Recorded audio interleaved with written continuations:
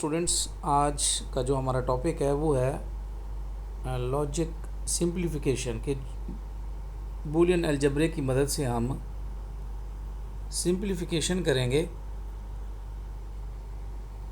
ठीक है जी।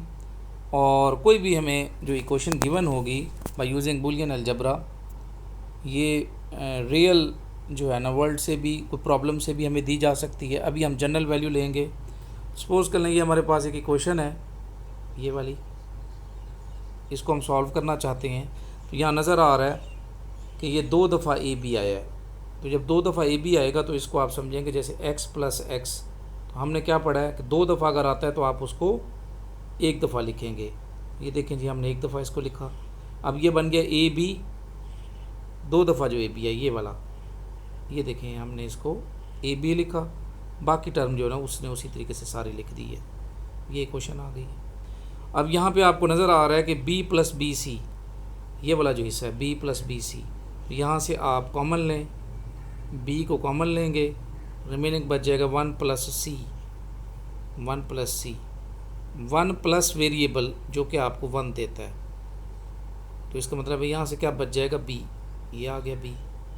ठीक है जी, ए सी सी की बात कर रहा हूँ। तो हम आपके पास ये इक्वेशन बच गई, a b plus a c plus b. अब ये ए बी और बी इसको ऐड करें तो ए बी प्लस बी, यहाँ से आप कॉमन लें बी को, तो यहाँ से आ जाएगा ए प्लस वन, ए प्लस वन और बी कॉमन आ जाएगा।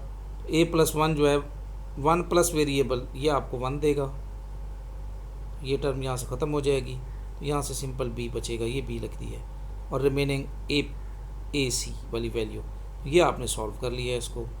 इस इक्वेशन को आपने सिंप्लीफाई करके देखिए, इसमें नंबर ऑफ़ टर्म्स काउंट करें, नंबर ऑफ़ गेट्स काउंट करें, ठीक है, नंबर ऑफ़ वेरिएबल्स काउंट करें, और उस हिसाब से ये इक्वेशन मैक्सिमम जिसमें सिंप्लीफाई हो सकती थी वो इस फॉर्म में आ गई है।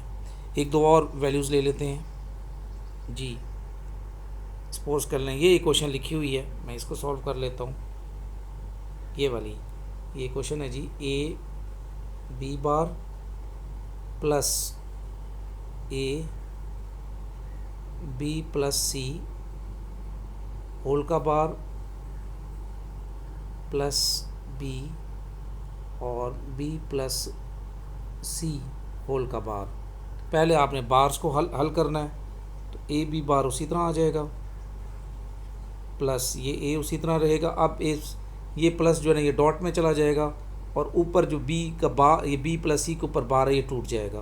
तो ये बन जाएगा बी बार डॉट सी बार, यानी बी बार सी बार। ये आ गया यहाँ से, प्लस इधर भी यही होगा, बी उसी तरह रहेगा, अंदर ये टूट जाएगा, ये बन जाएगा बी बार सी बार।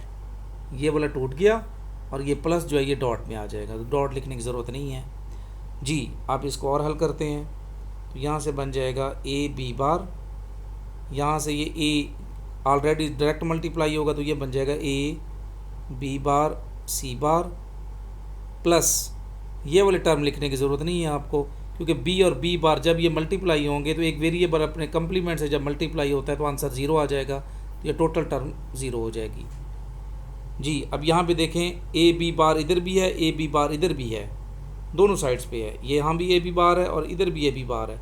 इसको आप कॉमन लेंगे, तो ए बी बार को अगर आप कॉमन लेते हैं तो आपके पास यहाँ बच जाएगा 1, ठीक है, प्लस और इधर से बच जाएगा सी बार, 1 प्लस वेरिएबल, ये आंसर आपका आ जाएगा 1।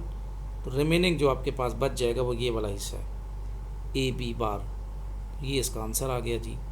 इसी क्वेश्चन का आप ऊपर वाली टर्म्स देखें, ये वाली, और जो रिज़ल्ट आया उसको भी आप देखें, तो इवन इन दोनों की टेबल बनाएंगे तो दोनों का रिज़ल्ट जो है वो सेम निकलेगा जी। उसने यहाँ पे एक डायग्राम से भी समझाने की कोशिश की है कि इधर देखें कि ये इक्वेशन है, इसको सिंप्लीफाई किया तो ये रिज़ल्ट आया।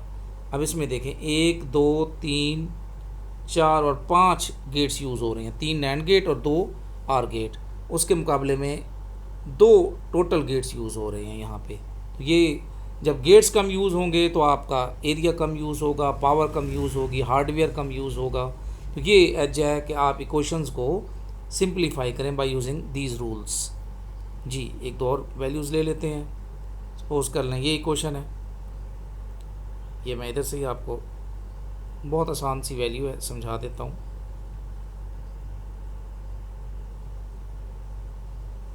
ये दरमियान में लिखने की ज़रूरत नहीं है कि कौन कौन से रूल्स यूज़ हो रहे हैं। जी पहले सबसे पहले इसी क्वेश्चन को देखें हम। इसी क्वेश्चन में ये बी बार बी ऑलरेडी मौजूद है, तो जब ये आएगा तो इसका मतलब ये है कि रूल आपको पता है कि एक वेरिएबल अपने कंप्लीमेंट से जब मल्टीप्लाई होता है तो आंसर ज़ीरो आ जाता है। जब ज़ीरो होगा तो ये टर्म निकल गई, बाकी बच जाएगा ए बी बार सी और साथ आ जाएगा ए बार बी बार सी। इसको आप मल्टीप्लाई करवाएं तो आपके पास ये आ गया जी, ये अंदर मल्टीप्लाई करवाया ये चीज़ आ गई। अब आप यहाँ पर इसको जो सी है उसको आप दो दफ़ा लिख लें ताकि आप यहाँ पर a b bar double c plus a bar b bar c अगर ना भी करें तब भी आप इसी क्वेश्चन को सॉल्व कर सकते हैं डायरेक्ट भी। देखें यहाँ पे बी बार सी है और इधर भी बी बार सी है इस साइड पे, यानी इसको आप बजाय इस तरह सॉल्व करने के यहाँ डायरेक्ट कर दें। इधर से आ जाएगा फर्स्ट टर्म से ए बच जाएगा और इस टर्म से ए बार बच जाएगा, ठीक है। और जो बाहर आएगा आपके पास वैल्यू वो बचेगी बी बार सी, बी बार सी, ठीक है। ए प्लस ए बार वेरिएबल और उसका कंप्लीमेंट, इसको ऐड करें तो आंसर 1 आता है, तो एंड पे जो आपका रिज़ल्ट बचेगा वो बनेगा बी बार सी।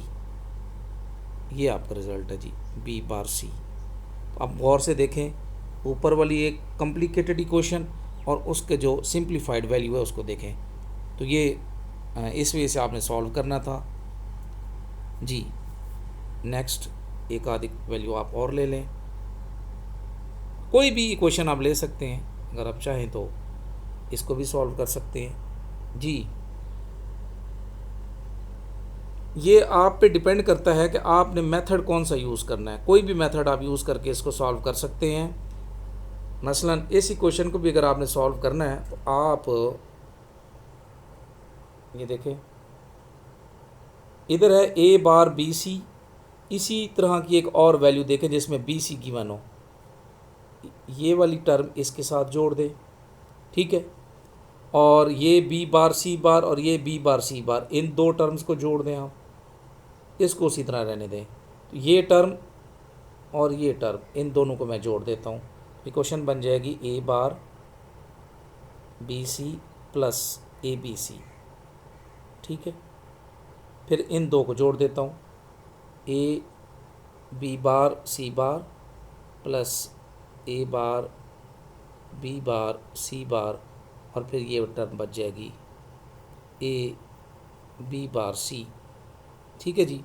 अब इनमें नज़र आ रहा है आपको कि बी सी कॉमन है, यहाँ से बच जाएगा ए बार प्लस ए और कॉमन जो है ना वो क्या है बी सी, और इधर से जो है ना बी बार सी बार कॉमन है तो यहाँ से भी आ जाएगा ए प्लस ए बार।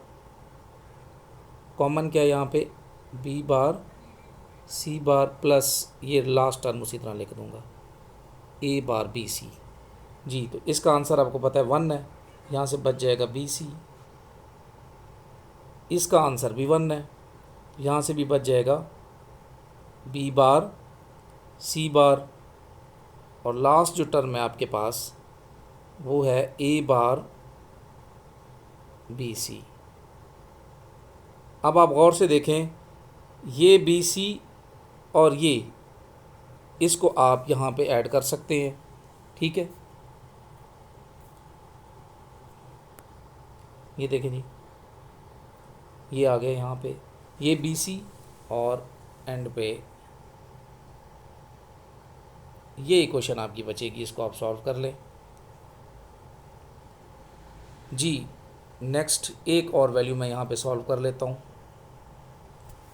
ये वाली क्वेश्चन आपको सॉल्व करके देता हूँ। बहुत आसान है, कोई भी आप एग्जांपल ले लें, रूल्स 3-4 हैं जो आपको क्लियर याद हो। ये दरमियान वाले पॉइंट्स लिखने की ज़रूरत नहीं है, आप ये डायरेक्ट भी सॉल्व कर सकते हैं जी। ये वाली वैल्यू है तो सबसे पहले सोचें, सबसे पहले क्या करना होगा, आपने ऊपर वाला जो बार है ना ये वाला, ये आपने उड़ा देना है, ठीक है। ये प्लस जो है ये किस में चला जाएगा डॉट में, और ये वाला टूट जाएगा। तो ये देखें एक हिस्सा आपने इसका इधर कर दिया, एक हिस्सा इधर कर दिए, ये 2 हिस्से हो गए हैं इसके, तीसरा हिस्सा उसी तरह आ गया।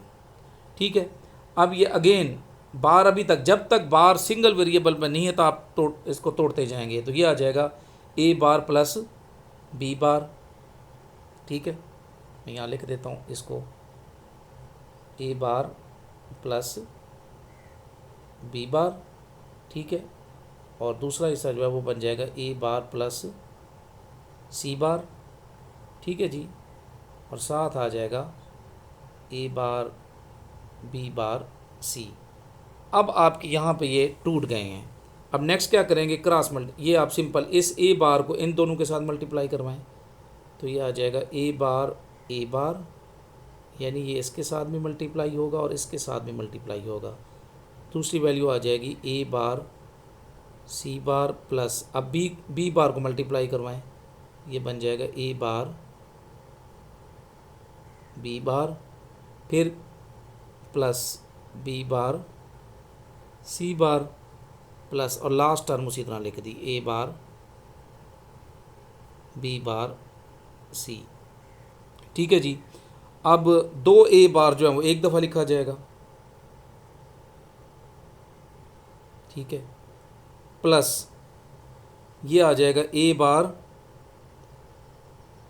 जी, ए बार सी बार, ये उसी तरह लिख दिया मैंने, ए बार सी बार जी। और उसके बाद नेक्स्ट जो है ये वाला जो है ये आ जाएगा G B bar c bar plus, इसको आप इसके साथ हल कर सकते हैं, इस ए बार बी बार को इसके साथ, ये वाला दोनों हल हो जाएंगे। ये जब आप हल करेंगे तो ये सी यहाँ से ख़त्म हो जाएगा। ठीक है, ये वाला 1 प्लस सी यहाँ से आ जाएगा, तो ये मैं लिख सकता हूँ ए बार बी बार और प्लस ये बी बार सी बार, ये बच गया। ठीक है जी, अब आप इसको हल करेंगे, तो यहाँ से आपके पास सिंपल 3-4 चीज़ें रह गई। ये देखें, इसको आप यहाँ से हल करें। नेक्स्ट, ये रूल आपने पढ़ा होगा कि एक वेरिएबल है जी, तो यहाँ से बच जाएगा 1 प्लस ए बार, यहाँ से कॉमन लें, यह आ जाएगा 1 प्लस सी बार, वो उठ जाएगा जी। ये देखिए ये वाला हिस्सा,